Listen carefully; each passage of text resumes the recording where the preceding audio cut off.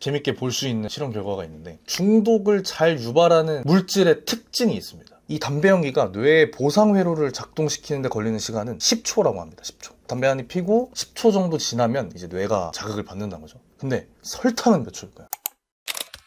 네, 안녕하세요. 팀키토 김윤겸입니다. 최근에 방탄커피 공동구매 영상을 올렸었는데, 댓글을 보니까 방탄커피 마시면은 공복 시간이나 평소에 식욕이 조절되는 게 맞냐, 이런 질문 댓글이 되게 많이 달렸습니다. 그래서 그 부분에 대해서 저도 좀 생각을 하다가, 방탄커피가 문제가 아니라 그냥 애초에 식욕이 너무 많은 게 문제가 아닌가 하는 생각이 좀 들더라고요. 그래서 식욕, 그리고 식욕을 넘어서 음식 중독에 대한 이야기를 좀 해보려고 합니다. 음식이 삶의 낙이다 라는 분도 엄청 많고, 식욕이 안 줄어서 다이어트하기가 너무 힘들다 라는 분들이 엄청 많은 것 같은데, 사실 제가 생각할 때는 대부분의 분들이 배고픈 게 아닌데도 음식을 지속적으로 먹는 분들이 굉장히 많다고 생각을 합니다. 많은 PT 회원들도 그랬고, 단톡방이나 카페에서 활동하시는 분들 이야기를 들어봐도 비슷한 경우가 되게 많았어요. 그래서 오늘은 음식 중독에 관한 이야기를 좀 해보려고 합니다. 그 중에서도 탄수화물 중독, 이 부분이 제일 문제니까. 중독이라는 단어를 보면은 굉장히 거창해 보이기는 하는데 사실 별게 아닙니다. 특정 기분 좋은 느낌을 이렇게 지속적으로 찾는다거나, 혹은 어떤 특정 수단을 이용해서 내 불편감을 해소하는 그런 행동을 좀 반복적으로 한다면 그걸 다 중독이라고 봐도 무방할 것 같아요.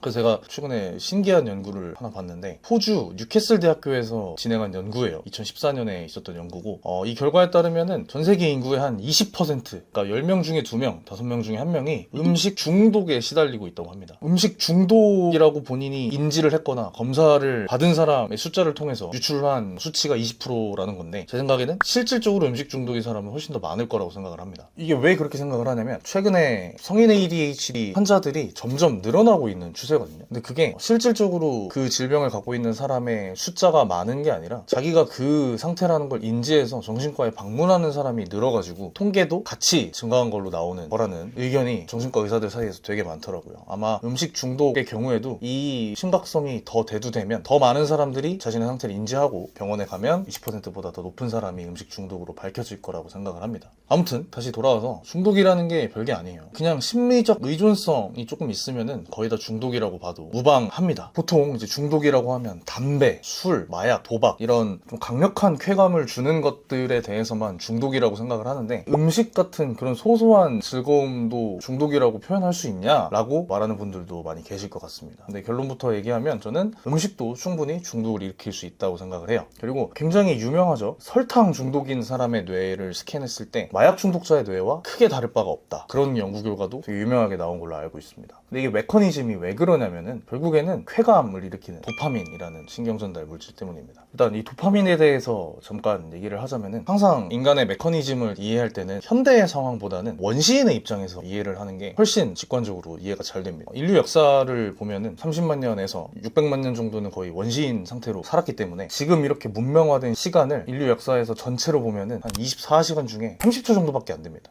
나머지 23시간 59분 30초를 더 들여다보는 게 인간의 메커니즘을 이해하는데 훨씬 더 도움이 많이 됩니다. 아무튼 다시 돌아가서 원시인의 입장으로 본다면은, 원시인은 항상 음식이 부족한 상황에 살아왔죠. 그렇기 때문에 단 음식처럼 순간적으로 에너지를 얻을 수 있는 음식을 발견하면 우리 뇌는 쾌감을 느끼게 설계가 돼 있습니다. 왜냐면 그런 단 음식에서 강력한 쾌감을 느껴야 다음에 그 또 단 음식을 갈망을 하게 될 거 아니에요. 갈망을 해야만 그 음식을 섭취할 확률이 높아질 것이고, 그렇게 되면은 단기간에 빠르게 에너지를 얻을 수 있는 음식을 더 빈번하게 얻을 수 있을 확률이 높아지기 때문에, 우리 뇌는 단 음식, 즉 에너지를 빠르게 얻을 수 있는 음식을 더 갈망하도록 인류가 설계가 돼 있습니다. 그리고 그런 시스템 자체가 인간을 이렇게 번성하게 하는데 더 일조를 했다고 생각을 합니다. 근데 이게 문제가 있어요. 현대 사회에서는 단 음식이 너무 많습니다. 옛날에는 그런 단맛을 느끼려면 진짜 여름 한정으로만 나타나는 제철 과일, 거기서만 그나마 약간의 단맛을 느낄 수 있었고, 그 당시에는 유전자가 이제 교배가 잘 안 돼 있기 때문에 현대의 과일에 비해서 훨씬 더 단맛이 부족했을 겁니다. 그 작은 단맛에서조차 갈망할 수 있도록 이게 설계가 된 건데, 현대에는 그런 게 너무 많죠. 인간이 원할 때마다 그 단맛을 느끼면서 그때마다 도파민의 쾌감을 즐길 수 있는 환경이 세팅이 돼버렸습니다. 근데 이 메커니즘에 대해서 조금 더 얘기를 하자면은, 우리 뇌 뇌에는 쾌감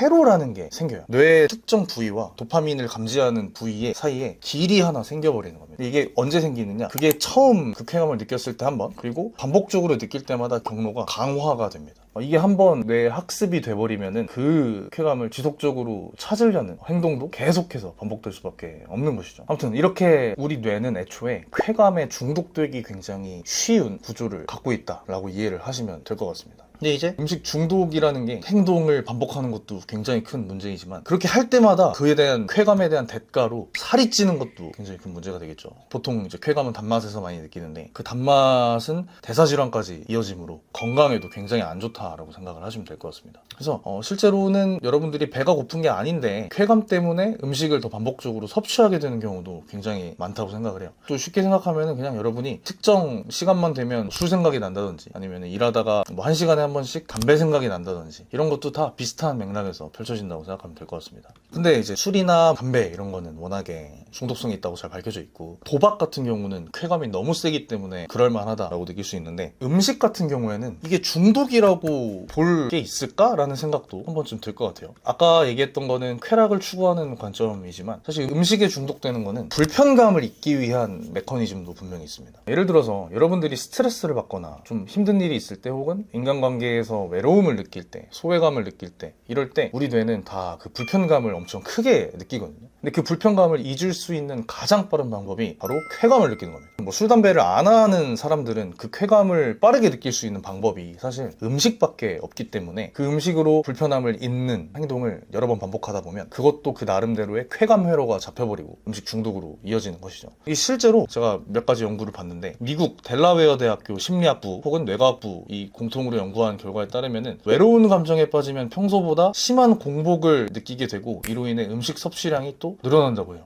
그래서 어떤 실험을 했냐면 평균 연령 한 50세 정도 되는 여성들을 대상으로 한 실험인데 실험하기 12시간 동안 단식을 하게 하고 실험실에 도착하자마자 달걀, 소세지, 설탕 많이 들은 그레이비 소스 이런 걸로 해가지고 식사를 하게 만들었습니다. 그리고 식사 이후에 7시간 동안의 이제 배고픔 수치를 셀프로 자가평가를 하게 만들었는데 이 실험을 하기 전에 대학교 연구팀이 5개월 동안 이 참가자들의 고독 수치도 함께 측정을 했다고 해요. 고독 수치가 높다고 답변한 사람들은 이 식사 이후에도 배고픔 호르몬인 그렐린 호르몬의 수치가 또 높게 나왔다고 합니다. 이걸 또 해석하자면은 고독한 사람일수록 밥을 먹어도 식욕이 잘 충족이 안 되는 거죠. 생리적으로만 보면은 이렇게 보고 끝낼 수 있는데 심리적인 맥락을 함께 고려를 하자면 이 배고픔으로도 외로움이 충족이 안 된다는 뜻이기도 한 거예요. 그리고 외로움을 많이 느낄수록 그렐린 수치가 높다는 거는 우리 머릿속에 외로울수록 음식으로 외로움을 잊으라는 그런 시스템이 자리 잡혔다고도 볼 수 있을 것 같습니다. 또 다른 실험에 따르면은 오하이오 주립대학교에서 한 연구인데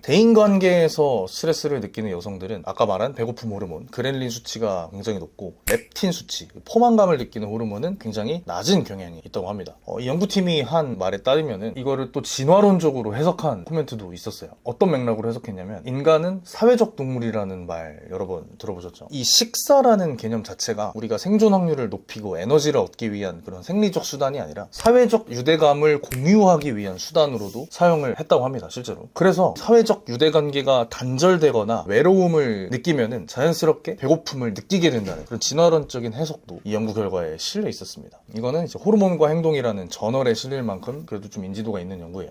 또 뭐 이것뿐만이 아니라 여러분 이제 행복 호르몬이라고 불리는 세로토닌 알죠? 세로토닌 호르몬이 분비되면 우리 몸은 좀 행복해지고 만족감을 느끼고 그런 상태가 되는데 이 세로토닌 호르몬은 도파민에 비해서 얻는 게 그 수치를 높이기가 굉장히 어렵습니다. 그래서 보통 세로토닌은 대인관계에서 만족감을 느낄 때 많이 나타나는데 그 세로토닌을 인간관계에서 제대로 얻지 못하면 도파민으로 짧은 시간에 얻을 수 있는 그런 쾌감이죠. 그 쾌감으로 세로토닌의 빈자리를 좀 메우려고 하는 그런 시스템도 있다고 합니다. 아무튼 이게 음식 중독이라는 게 결국에는 뇌에 자리 잡힌 쾌감 회로의 영향과 현대사회에서는 이제 고립된 인간이 많다 보니까 그 인간관계에서 오는 불편함을 음식에서의 쾌감으로 잊으려는 그런 기제가 동시에 발달을 했다고 생각하면 될 것 같아요. 근데 오케이 이제 음식 중독이 왜 생기고 어떤 문제가 되는지는 알겠어요. 근데 내가 음식 중독인지 아닌지도 판단을 해야 되겠죠. 이것도 이제 제가 연구 결과를 갖고 왔습니다. 예일 대학교에서 만든 음식 중독 자가진단표예요. 영어로 하면 예일 푸드 에딕션 스케일인데 이게 원본은 다 영어로 돼 있어요. 그래서 제가 링크를 드리긴 하겠지만 좀 해석을 하는 노고를 겪긴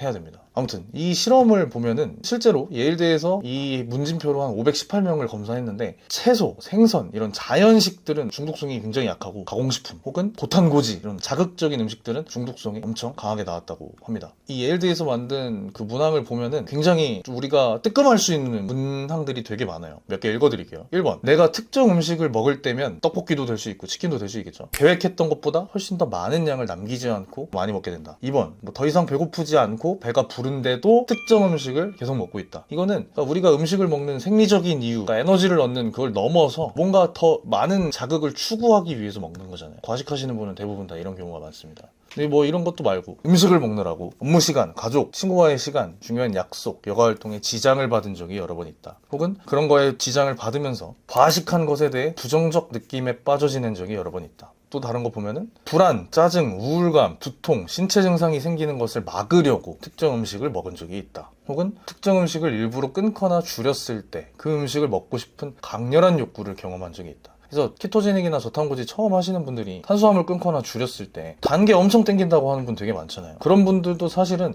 실제로 몸에서 당을 요구하는 것도 있겠지만 이런 심리적인 요인이 더 강하지 않을까 생각을 합니다. 왜냐면 저도 똑같이 경험을 해봤기 때문에. 특정 음식이나 식습관에 대한 나의 행동 때문에 심각하게 느낄 만큼 스트레스를 받는다. 시간이 지날수록 부정적 감정을 줄이고 쾌감을 더 늘리기 위해 특정 음식 섭취량이 점점 더 늘어난다. 예전에 먹었던 것과 똑같은 섭취량으로는 부정적 감정이 줄어들거나 쾌감이 더 늘어나지 않는다. 아직 먹어도 해결이 안 되는 거죠.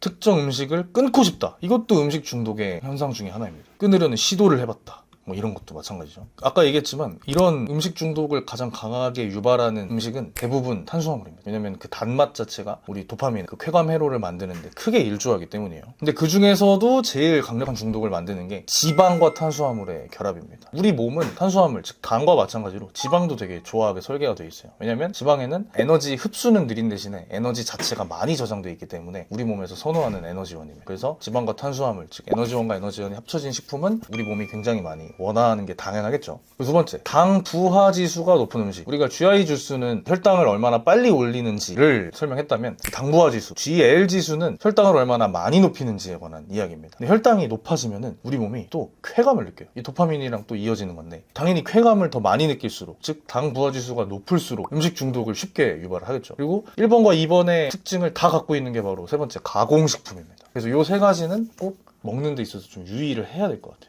근데 유의해야 될 점이 지방 자체는 크게 중독성을 나타나지는 않는다고 합니다. 또 비슷한 연구팀에서 만든 건데 보통은 이제 GL 지수, 당부하 지수가 높은 음식에서 쾌감이 더 많이 높아지기 때문에 음식 중독을 더 크게 유발한다고 생각을 하면 될 것 같고요. 또 하나 우리가 재밌게 볼 수 있는 실험 결과가 있는데 중독을 잘 유발하는 물질의 특징이 있습니다. 이렇게 하면 음식이 아닌 다른 것도 다 포함된다는 얘기겠죠. 뭐 술, 담배, 마약 이런 것도 다 포함해서 한 가지 특징이 뭐냐면 뇌를 자극하는 속도가 빠를수록 중독이 잘 된다는 뜻이에요. 예를 들어서 담배 연기, 우리가 담배 피는 사람들도 다 중독이고 뇌에 자극을 주기 위해서 담배를 피는 건데 이 담배 연기가 뇌의 보상 회로를 작동시키는데 걸리는 시간은 10초라고 합니다. 10초. 담배 한 입 피고 10초 정도 지나면 이제 뇌가 자극을 받는다는 거죠. 근데 설탕은 몇 초일까요? 설탕은 입에 닿고 0.6초 만에 뇌를 자극한다고 합니다. 훨씬 더 빠르게 뇌를 자극하는 거죠. 담배보다 설탕이 중독성이 더 강하다는 의미이기도 합니다. 설탕을 안 먹었을 때 생리적으로 불편감을 만들지는 않을지언정 심리적으로는 충분히 불편감을 만들 수 있다는 거죠. 왜냐? 맨날 기분 좋던 게 사라지면 당연히 불편하잖아요. 그렇게 생각하면 될 것 같고요. 그래서 이제 미국 미시건대에 있는 심리학과 교수님이 인터뷰한 내용을 보면은 가공식품은 맛과 식감에서 자연식품과 너무 다를수록 더 마약에 가까워진다라고 얘기를 했습니다. 뭐 바지니아 공대 뭐 이런 또 교수님도 말씀하시기를 가공식품은 더 이상 음식이라고 할 수 없으며 중독성 물질을 전달하도록 설계된 제품이라고 말했다고 합니다. 이게 무슨 말이냐면 음식, 즉 에너지원과 영양분을 얻기 위한 음식이 아니라 그냥 이 중독성 물질, 설탕과 설탕에 결합된 지방 이 두 가지를 더 효과적으로 전달해서 가공식품에 더 쉽게 중독되도록 만든 설계된 제품이라는 거예요. 그러니까 음식과는 점점 거리가 멀다는 말이 여기서 오는 거겠죠. 그래서 여러분들도 아까 그 문답에 따라서 내가 지금 음식 중독인 게 의심이 된다면 가공식품부터 한번 끊어보는 거를 추천드리겠습니다. 그러면은 분명히 뭐가 문제인지 딱 눈에 보일 거라고 생각을 해요. 자, 그럼 이제 음식 중독이 뭔지도 알았고 내가 음식 중독인 것도 알았어. 그럼 어떻게 해야 될까요? 음식 중독에서 벗어나야겠죠. 그래서 이 벗어나는 방법에 대해서 조금 설명을 하려고 하는데, 일단 저는 크게 4가지라고 생각을 합니다. 그리고 이 4가지는 또 크게 생리적인 방법과 심리적인 방법으로 나눌 수 있다고 생각을 해요.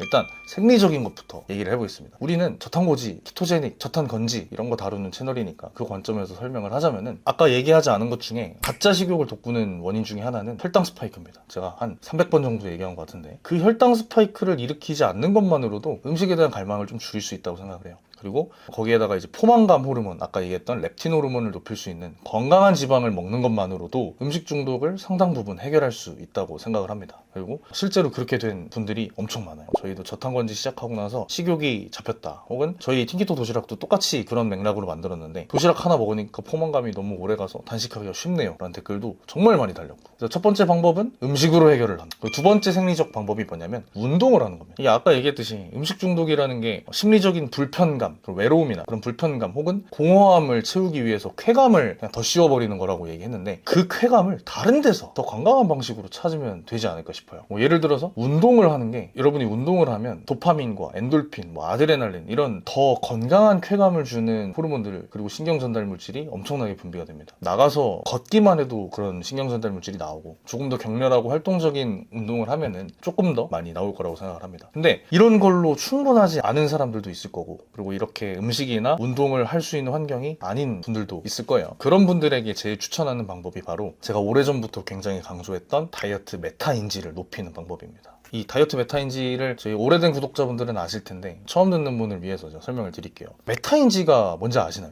메타인지는 인지 앞에 이제 메타라는 단어가 붙은 건데, 인지라는 거는 내가 뭔가를 알게 된다는 뜻이잖아요. 근데 이 메타는, 메타인지가 되면은 내가 이걸 아는지 모르는지를 아는 게 바로 메타인지입니다. 조금 복잡한 개념일 수 있는데, 예를 들어서 이 메타인지에 관한 어떤 실험이 하나 있었어요. 우등생과 열등생의 차이가 뭘까에 대해서 검사한 실험이었는데, 보통 이제 공부 잘하는 친구들은 타고나길 머리가 좋다고 예상을 하거나, 혹은 집이 부자여서 사교육에 돈을 많이 투자했다고 생각을 하잖아요. 근데 막상 이제 실험을 해보니까 결국 우등생과 열등생을 나누는 거는 메타인지였다고 합니다. 그거 어떻게 판단했느냐, 상위권 학생과 하위권 학생들한테 25개의 단어가 적힌 카드를 줬다고요. 그리고 1분 동안 이거 외우게 합니다. 그 다음에 카드를 싹 수거해서 우등생과 열등생 그룹한테 각각, 너 지금 네가 본 단어 25개 중에 몇 개나 기억할 수 있을 것 같니? 라고 질문을 했다고 합니다. 둘 다 이제 우등생과 열등생 모두 7개요, 10개요, 15개요 이렇게 답변했겠죠. 근데 이거를 더 많이 기억하는 게 중요한 게 아니라, 내가 몇 개를 기억할지를 정확하게 예측하는 게 훨씬 더 성적에 유의미한 결과를 가져왔다고 합니다. 그리고 이게 더 잘 예측할수록 메타인지가 높다고 표현할 수 있겠죠. 이런 얘기를 왜 하냐면, 우리가 지금 실제로 메타인지가 높아져야 된다는 게 아니라 다이어트에도 이 개념을 적용할 수 있다는 뜻입니다. 예컨대 내가 음식을 지금 먹고 싶은 느낌이 들었어요. 그럼 이게 내 몸에서 정말 에너지를 필요로 해가지고 음식을 먹고 싶은 건지, 그런 심리적 공허함을 쾌감으로 채우기 위해서 이걸 찾게 되는 건지, 아니면 진짜 그 쾌감이 너무 좋아서 그 쾌감을 다시 느끼기 위해서 음식이 생각나는 건지, 이 3가지를 정확히 구분할 줄 알아야 된다는 겁니다. 그리고 이거를 구분해야 어떤 대처를 할지 또 정해지고, 그래야만 음식 중독에서 더 똑똑하고 정확하게 벗어날 수 있겠죠. 그래서 제가 이 다이어트 메타인지 영상을 엄청 많이 항상 강조를 했는데, 요즘 들어오신 구독자분들은 모르는 것 같아서 다시 한번 소개를 해드렸고, 영상 그 링크를 걸어드릴게요. 링크에서 풀 영상으로 다시 한번 보는 걸 추천드리겠습니다. 이렇게 해서 만약에 내가 메타인지로 또 판단이 됐다, 내가 지금 어떤 상황이고 어떤 대책을 써야겠다는 게 답이 나왔다면, 여러분 주변을 바꾸는 노력 하셔야 됩니다. 이것도 이제 심리적인 부분 중에 하나인데, 냉장고, 냉동고 이런 음식을 저장하는 공간에 아까 얘기했던 고탄고지나 혹은 가공식품이 들어있다면 그걸 다 비워내는 연습을 하는 걸 추천드릴게요. 이게 무슨 말이냐면, 담배 피는 분들 있죠. 그분들이 나 이제 금연할 거야 라고 선언한 분들이 제일 먼저 하는 게 담배를 다 부러뜨리는 겁니다. 내 방 서랍에 담배를 한 보루씩 넣어놓고 금연을 성공할 수 있는 분이 세상에 몇 명이나 될까요? 혹은 냉장고에 맥주를 가득 채워놓고 술을 끊는 것에 성공하는 분들이 몇 명이나 될까요? 음식도 마찬가지입니다. 그렇게 나를 유혹하는 그 중독의 대상부터 없애야 이제 다음 단계가 나오는 거예요. 여러분들이 할 수 있는 두 번째 심리적 조치는 바로 냉장고에서 여러분을 중독 상태로 만들었던 그런 가공식품들을 비워내는 겁니다. 다시 정리를 하자면은, 생리적인 방법으로는 탄수화물을 줄여서 혈당 스파이크를 막고, 그래야지 이제 생리적인 음식 갈망이 줄어들 테니까요. 그리고 건강한 지방을 먹어서 포만감 호르몬을 더 열심히 분비시키는 것. 그게 첫 번째 생리적 방법이고요. 두 번째 생리적 방법은 심리적 공허함을 건강한 도파민, 즉 운동으로 대체를 하는 겁니다. 불편감을 해소하기 위해 혹은 쾌감을 쫓기 위해 했던 그런 식행동을 멈출 수 있는 것, 그게 제일 좋은 방법이고, 심리적인 방법 첫 번째는 지금 내가 음식을 왜 먹고 싶은지 정확하게 인지하는 것, 즉 다이어트 메타인지를 적극적으로 활용하는 것입니다. 그래서 내가 왜 그런지 판단이 됐다면 중독에서 벗어나야 되니까 그 중독을 유발했던 음식들을 냉장고에서 비워내는 환경 설정을 하는 겁니다. 그리고 이 네 가지를 다 병행할 수 있다면 대부분이 다 건강한 식습관을 가지게 될 거라고 생각해요. 물론 더 중요한 거는 나한테 스트레스를 주는 근본적인 원인을 없애는 겁니다. 예를 들어서 그게 인간관계에서 오는 문제라면은 그 인간관계를 해결하는 게 제일 1번이겠죠. 근데 현실적으로 뭐 내가 직장 생활에서 상사가 나를 괴롭혀. 그러면 이걸 어떻게 해결할 수 있을까요? 상사를 없앨 수도 없고 내가 그렇다고 직장을 퇴사하는 것도 쉬운 일이 아니니까. 그래서 그 원인을 해결하는 게 제일 좋지만 현실적으로 어려운 경우가 많을 겁니다. 그럴 때는 그 어려움을 제가 아까 얘기했던 그 네 가지 방식으로 지혜롭게 해결하는 게 가장 최선의 방법이라고 생각을 합니다. 저도 마찬가지예요. 저도 그런 스트레스를 주는 요소들이 정말 만천하에 이렇게 깔려 있는데 그거를 다 해결하는 거는 현실적으로 불가능합니다. 그 문제들 사이에서 나만의 기준으로 지혜롭게 이걸 견디는 방법을 취하고 있고, 여러분들도 그렇게 하는 게 그런 위험에서 여러분을 지킬 수 있는 방법이라고 생각을 합니다. 아무튼 거의 30분 동안 혼자 카메라 보면서 떠들었는데 오늘 내용 여기서 마무리를 하도록 하고요. 여러분들이 그런 음식 중독 때문에 건강을 잃었다면 나 자신을 다시 돌아보는 기회가 되었으면 합니다. 여기서 영상 마무리하고요. 저는 더 알찬 영상으로 다음 시간에 찾아뵙겠습니다. 감사합니다.